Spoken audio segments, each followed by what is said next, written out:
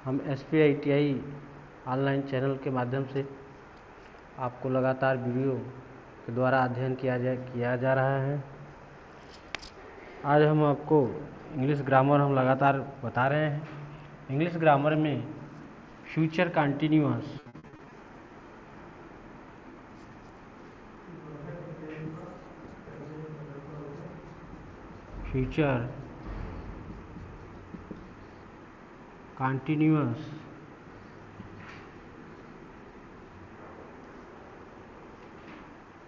Tense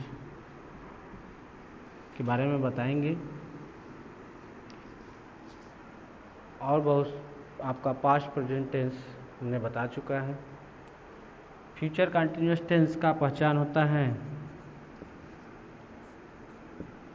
Hindi वाक्य के अंत में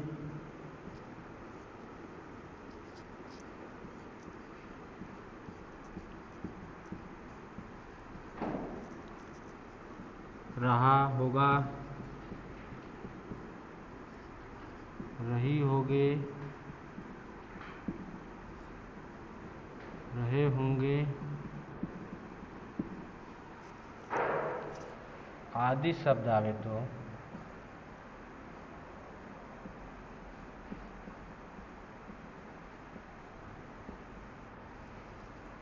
फ्यूचर कंटिन्यूअस टेंस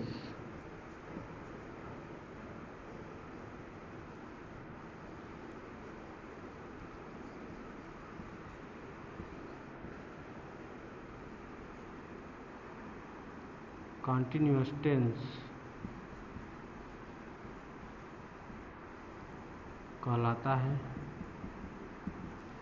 स्टूडेंट ध्यान देंगे कि जब फ्यूचर आपका हो यानी गा गागी से स्टार्ट अंतिम शब्द होते हैं, अब कंटिन्यूअस हो जाता है तो रहा होगा, रही होगे, रहे होंगे साथ आपका हिंदी वाक्य खत्म होगा। तो ये थी पहचान। अब इसका जो ट्रांसलेट करने का जो नियम है उसको हम बता रहे हैं। पहले तो सिंपल सेंटेंस,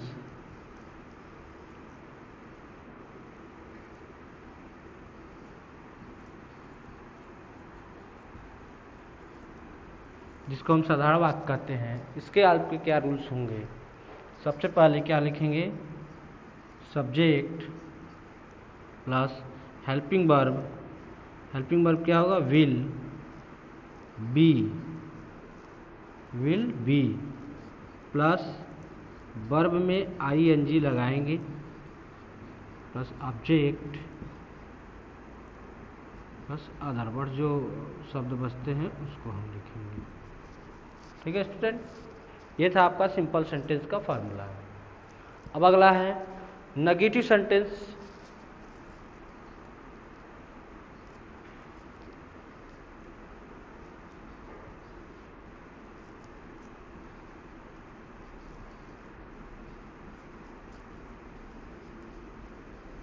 जिसको हम नकारात्मक वाक्य कहते हैं, उसका फार्मूला क्या है, subject plus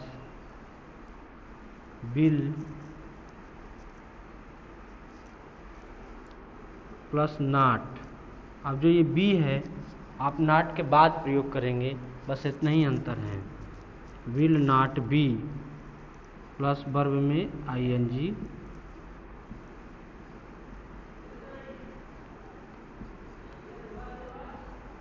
direct plus other words.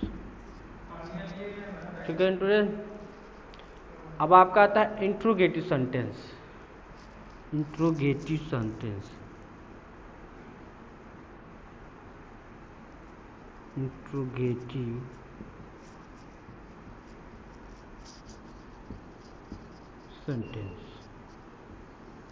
जिसको हम कहते हैं प्रश्नवाचक वाक्य। इंट्रोगेटिव सेंटेंस क्या होता है, जैसे क्या, कैसे, कब, क्यों, कहाँ आदि शब्द हिंदी वाक्य में आवे तो उसे हम इंट्रोगेटिव सेंटेंस कहते हैं।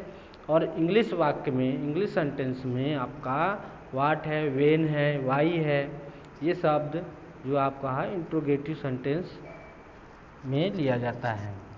तो इंट्रोगेटिव सेंटेंस का जो नियम होता है वो दो नियम के द्वारा इस फार्मूला को हम ट्रांसलेट करते हैं।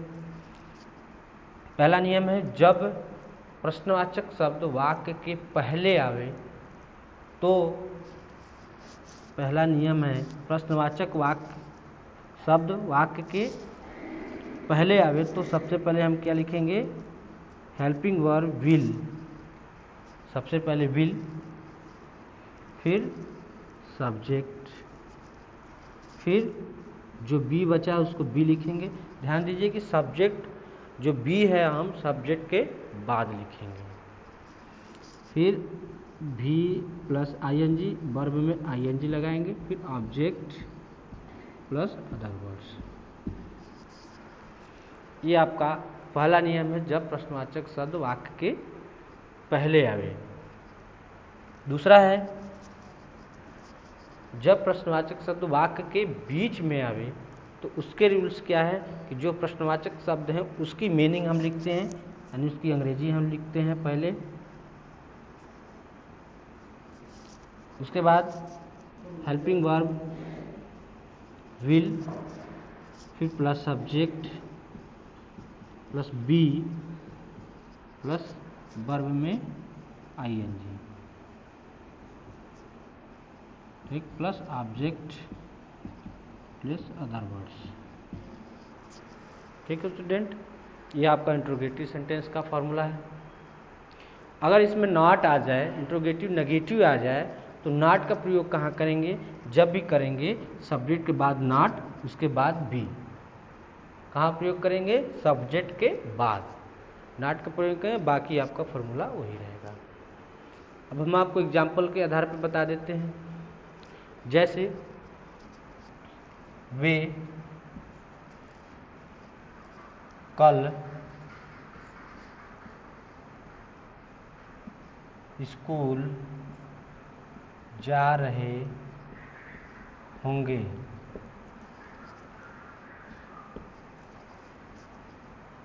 वे कल स्कूल जा रहे होंगे। इसको ट्रांसलेट करना है, क्या लिखेंगे, सबसे पहले सिंपल सेंटेंस में सब्जेक्ट यहाँ लिखा हुआ है, सब्जेक्ट में आपका क्या है, वे यानी they, plus helping verb they will be, अब ऑब्जेक्ट वर्ब में आईएनजी जोड़ते हैं तो दे विल बी, जाना, गो होगा going, going to school tomorrow.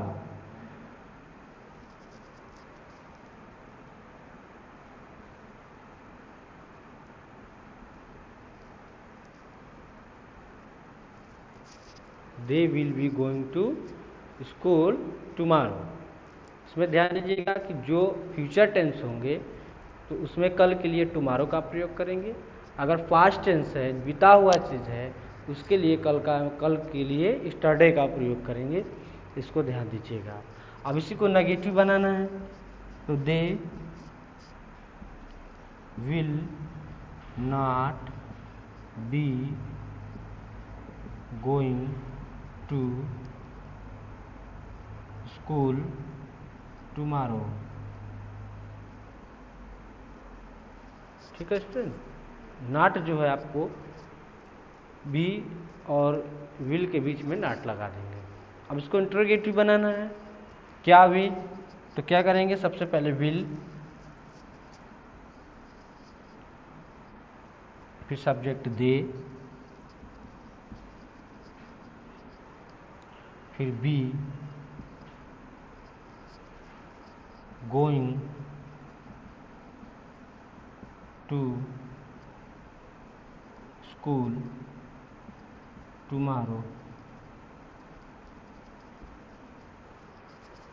ठीक, अब दूसरा का नियम फॉलो है, इंग्लिश, यानी क्या वे स्कूल क्यों जा रहे होंगे, तो क्या लिखेंगे, इंग्लिश यानी वाई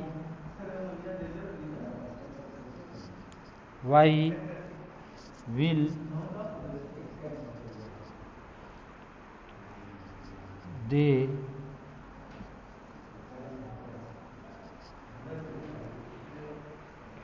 बी गोइंग टू